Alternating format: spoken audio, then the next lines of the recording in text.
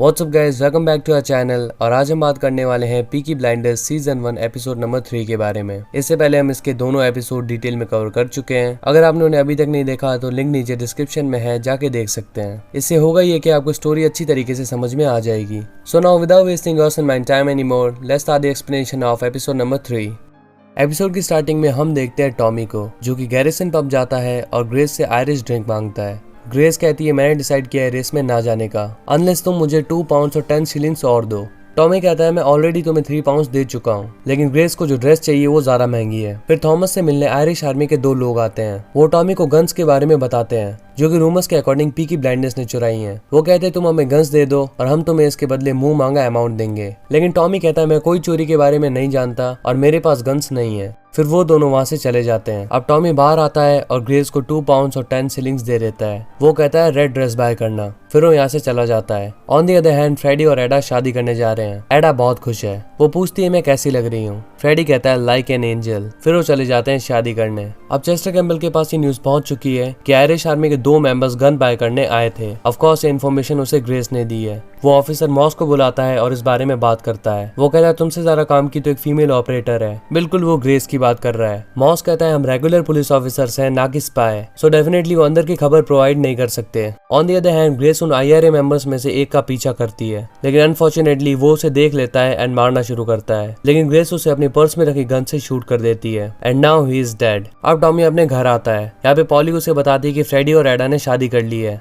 But वो शहर छोड़ के नहीं जा रहे। वो कहती है मैं इससे डील कर लूंगी। टॉमी कहता है कि मैं प्रॉमिस कर चुका हूँ दैट फ्रेडी टाउन छोड़ देगा। पॉली पूछती है तुमने किससे वादा किया है। वो कहता है मैं कॉपर से वादा कर चुका हूँ कि फ्रेडी टाउन छोड़ के चला जाएगा। अब पॉली उससे गुस्सा हो जाती है। वो कहती है कि तुम ऐसा कैसे कर सकते हो, तुमने अपनी मर्जी से डिसीजन कैसे लिया। इस बारे में ना तो फैमिली वोट्स हुए और ना तुमने किसी को बताया। टॉमी कहता है तुम उनके पास जाओ और उन्हें यहाँ से जाने के लिए कहो, अदरवाइज मुझे ही कुछ करना होगा। दूसरी तरफ हम देखते हैं ग्रेस को। वो अपने हाथों पे लगा ब्लड साफ करती है। एक्चुअली उसके हाथ कांप रहे हैं बिकॉज उसने बिल्कुल भी नहीं सोचा था कि इस ऑपरेशन में उसे एक मर्डर भी करना पड़ जाएगा। खैर उसने रेस के लिए ड्रेस ले ली है। अब हम देखते हैं चेस्टर कैम्बल को। ऑफिसर मॉस उसे ये सारे इंसिडेंट के बारे में बताता है। उसका मानना है कि उस आयरिश ऑफिसर को ग्रेस ने मारा है बिकॉज जहाँ पे वो डेड बॉडी मिली वहाँ के लोगों ने एक लड़की को उसे मारता हुआ देखा था, इसीलिए उसका शक ग्रेस पे है। अब पॉली जाती है फ्रेडी के पास और उसे 200 pounds and New York tickets offer करती है, लेकिन फ्रेडी यहाँ से कहीं नहीं जाने वाला। वो कहता है तुम्हें क्या लगता है मैं टॉमी को हैंडल नहीं कर पाऊंगा। एडा कहती है हम अमेरिका जा सकते हैं एंड वहाँ तुम्हें रेवोल्यूशन के लिए फाइट करने की भी जरूरत नहीं पड़ेगी,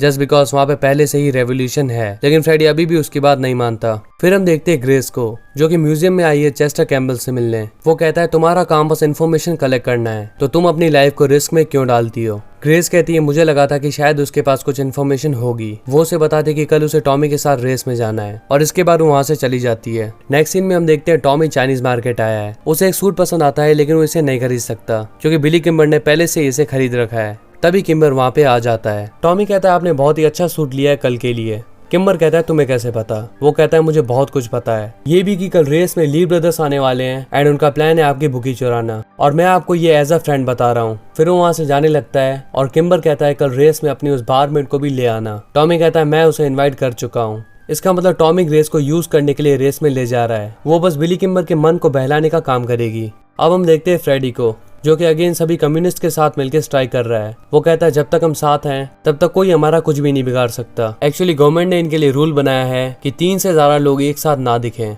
फिर हम देखते हैं टॉमी को। जॉन उसके पास आके उसे एडा के बारे में बताता है एंड कहता है वो लोग यहाँ से नहीं जा रहे। वेल टॉमी को ये सब पहले से ही पता है। अब जॉन कहता है कि वो आर्थर से कुछ बात करे। एक्चुअली आर्थर डिप्रेशन में जा रहा है। फिर टॉमी चर्च जाता है और यहीं पे आर्थर बैठा हुआ है। वो टॉमी से कहता है कि लोग मुझसे पूछ रहे हैं कि क्या एडा की शादी हो गई और क्या सच में तुम्हारे पास बीएसए से चुराई गन्स हैं, बट मेरे पास इसका कोई जवाब नहीं है। वो इस बात से गुस्सा है कि टॉमी उसे अपने प्लान्स नहीं बताता। आर्थर उससे गन्स के बारे में पूछता है। टॉमी कहता है मैं बस तुम्हें इस बारे में बताने ही वाला था, बट मुझे लगा जेल में इतनी मार खाने के बाद तुम्हें ब्रेक की जरूरत है। वो कहता है हमारे पास मशीन गन्स हैं एंड और किसी ग्रुप के पास ये वेपन्स नहीं है, तो इससे होगा यही कि पीकी ब्लाइंडर्स की पॉपुलैरिटी बढ़ जाएगी। देन वो आर्थर से कहता है कि मेरे पास तुम्हारे लिए सरप्राइज है। फिर उसे गैरिसन पब में ले आता है और कहता है जब हम फ्रांस में थे तब तुम कहा करते थे ना कि जब मैं बर्मिंघम वापस जाऊंगा तब मेरे पास खुद का पब होगा।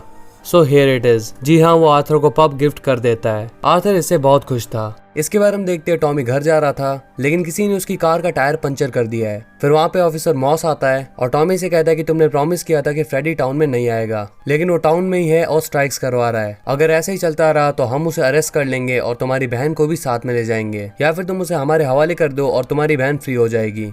ये कह के वो वहाँ से चला जाता है। नेक्स्ट डे फ्रेडी टॉमी से मिलने आता है। वो उसे 200 पाउंड और न्यूयॉर्क के टिकट देता है एंड कहता है ये आंट पॉली ने मुझे दी है। वो कहता है इसका कोई फायदा नहीं है और उससे गन्स के बारे में पूछता है। तभी टॉमी पुश करता है और उस पर गन पॉइंट कर देता है। वो कहता है मुझे पता है कि तुमने एडा से क्यों शादी की, बिकॉज वो शेल्बी फैमिली का हिस्सा है, लेकिन मैं तुम्हें उसकी लाइफ बर्बाद करने नहीं दूंगा। फ्रेडी कहता है क्या तुम्हें ऐसा लगता है? मैं उससे तब से प्यार करता हूँ जब वो 9 साल की थी और मैं 12 साल का, एंड वो भी बिल्कुल इसी तरह मुझसे प्यार करती है। फिर टॉमी कहता है ये शादी नहीं टिकेगी और वहाँ से चला जाता है। फिर वो पॉली के पास आके उसे बताता है कि पुलिस ने कहा है अगर मैंने फ्रेडी को उनके हवाले नहीं किया तो वो एडा को भी जेल में डाल देंगे। वो कहता है सब कुछ मेरे हिसाब से चलेगा। फिर वो अपने रूम में सो जाता है, लेकिन एज ऑलवेज उसे वर्ल्ड वॉर 1 के ग्लिम्स आ रहे थे। तभी वहाँ डैनी आ जाता है। टॉमी उसे पूछता है लंदन से क्या न्यूज है। डैनी बताता है कि उसने एक पब में कुछ लोगों को बात करते हुए सुना कि एक IRA के मेंबर को गोली मारी गई है और हाई कमांड का मानना है कि पीकी ब्लाइंडर्स का काम है। टॉमी डैनी से मैसेज पहुंचाने को कहता है कि इसमें उनका कोई हाथ नहीं है और वो कोई ट्रबल नहीं चाहता। नेक्स्ट मॉर्निंग टॉमी सो के उठता है और गैरिसन पब जाता है। यहाँ पे ग्रेस कहती है कि एडा यहाँ पे आई थी और बहुत परेशान थी। उसके लिए फेस बहुत टफ है कि उसका भाई और हस्बैंड एक ही बात को लेकर लड़ रहे हैं, उसे रेस्ट की जरूरत है।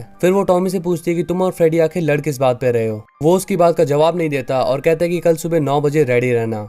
जी हाँ, वो फाइनली रेस में जाने वाले हैं। अब नेक्स्ट डे वो दोनों रेडी होते हैं और फिर टॉमी ग्रेस को पिक करके रेस के लिए निकल जाता है। On the other hand Arthur अपनी टीम को समझाता है कि हमें ली फैमिली को रोकना है एंड किम्बर की बुकी लूटने से बचानी है। अब टॉमी ग्रेस के साथ रेस में पहुंच चुका है और यहाँ पे किस तरह बिहेव करना है वो ग्रेस को गाइड करता है। फिर वो दोनों डांस करते हैं और यहाँ पे बिली किम्बर की नजर ग्रेस पे पड़ गई है। On the other hand Lee boys का मेंबर पैसे लेके जाने वाला था और तभी पीकी ब्लाइंडर्स वहाँ पे आ जाते हैं और उसकी बुरी तरह पिटाई करते हैं एंड आर्थर तो उसकी आंखें ही फोड़ देता है। फिर वो सारा पैसा लेके टॉमी को दे देता है। फिर टॉमी बैग्स किम्बर के पास रखता है और कहता है कि हमने तुम्हारी बुकी लूटने से बचा ली। तुम्हारे लोग थोड़े सुस्त हैं, अगर तुम चाहो तो पीकी ब्लाइंडर्स तुम्हें सर्विस दे सकते हैं एंड बिलीव मी हम तुम्हारा बहुत सारा पैसा बचाएंगे, लेकिन बदले में हमें तुम्हारे हर बार बचाए हुए पैसे का 5% चाहिए।